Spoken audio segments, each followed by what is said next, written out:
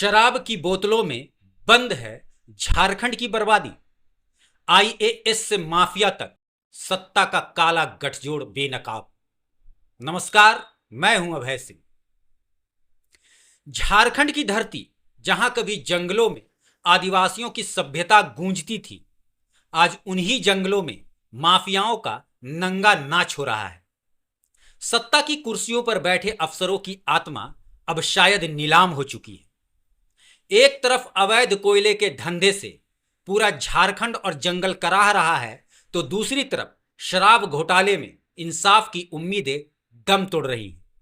शराब की बोतलों में अब सिर्फ नशा नहीं, झारखंड की बर्बादी की कहानी भी बंद है।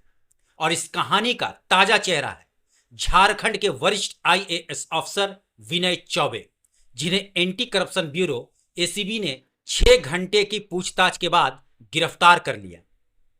31 मार्च 2022 यह तारीख झारखंड के इतिहास में शायद काले अक्षरों में दर्ज होनी चाहिए। इस दिन राज्य में नई शराब नीति लागू हुई, जिसके पीछे जो कुछ भी रचा गया वह अब धीरे धीरे सामने आ रहा है। बताया जाता है कि इस नीति को लागू करवाने में अफसरशाही का एक पूरा गठजोड़ सक्रिय था।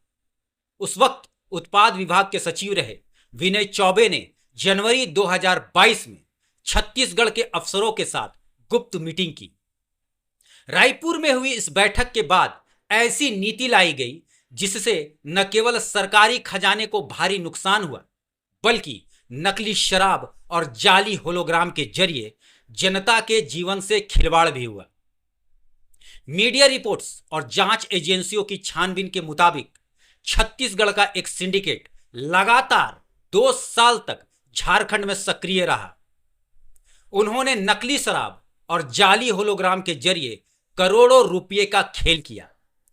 छापेमारी में ईडी ने पूर्व सचिव चौबे और संयुक्त आयुक्त गजेंद्र सिंह के ठिकानों से आईफोन, लैपटॉप और गोपनीय दस्तावेज बरामद किए।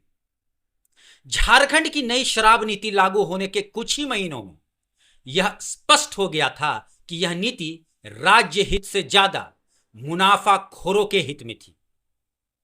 नकली शराब से जहां आम जनता की जान खतरे में पड़ी, वहीं राज्य को करोड़ों का नुकसान भी झेलना पड़ा। झारखंड का शराब घोटाला सिर्फ राज्य तक सीमित नहीं है, इसकी जड़ें छत्तीसगढ़ तक फैली है। 2019 से 2022 के बीच छत्तीसगढ़ में भी बड़ा शराब घोटाला सामने आया है, जिसमें राज्य के तत्कालीन अधिकारी अनिल टुटेजा, अरुणपति त्रिपाठी और कारोबारी अनवर ढेवर शामिल थे। अब यह खुलासा हो रहा है कि झारखंड की नई शराब नीति इन्हीं लोगों के प्रभाव में तैयार की गई थी। रांची के अरगोड़ा निवासी विकास सिंह ने इस पूरे मामले को उजागर करते हुए केस दर्ज कराया था।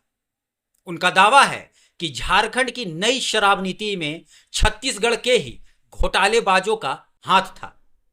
सवाल उठता है कि क्या यह केवल एक अफसर की गिरफ्तारी भर है या पूरा सिस्टम गुनाह में डूबा है? क्या अब भी सिर्फ जांचों की फाइलें ही चलेंगी या धरातल पर कार्रवाई भी होगी? एसीबी की गिरफ्तारी सिर्फ एक शुरुआत है, लेकिन जब तक सरकार इस गठजोड़ को तोड़ने की हिम्मत नहीं दिखाती, तब तक इंसाफ महज एक सपना बना रहेगा। क्या मुख्यमंत्री इस मामले में संज्ञान लेंगे या फिर इस घोटाले की परतें चुपचाप दबा दी जाएंगी? यह घोटाला महज राजस्व की चोरी नहीं, झारखंड की आत्मा का सौदा है। जब अफसरशाही और शराब माफिया साथ मिलकर नीतियां बनाएं, तो आम जनता का भरोसा टूटना तय है। अब समय आ गया है कि इस पूरे गिरोह का पर्दाफाश हो। जांच एजेंसियों को चाहिए कि वे केवल 1-2 चेहरों को गिरफ्तार कर इतिश्री ना करें, बल्कि उस पूरी श्रृंखला को सामने लाएं जो झारखंड की नीतियों को माफियाओं के लिए बना रही है। अगर अब भी सरकार, जांच एजेंसियां और प्रशासन चुप रहे, तो झारखंड की आने वाली पीढ़ियां भी यही कहेंगी, हजारीबाग के जंगलों में अगर अब भी कोयले की कालिख में इंसानियत दम तोड़ रही है, तो राजधानी रांची में शराब की बोतलों में संवैधानिक मर्यादा डूब रही है। इसलिए जरूरत है एक निर्णायक कार्रवाई की, ताकि आने वाले समय में कोई अफसर किसी नीति को सौदेबाजी का जरिया न बना सके। आज के लिए इतना ही। धन्यवाद।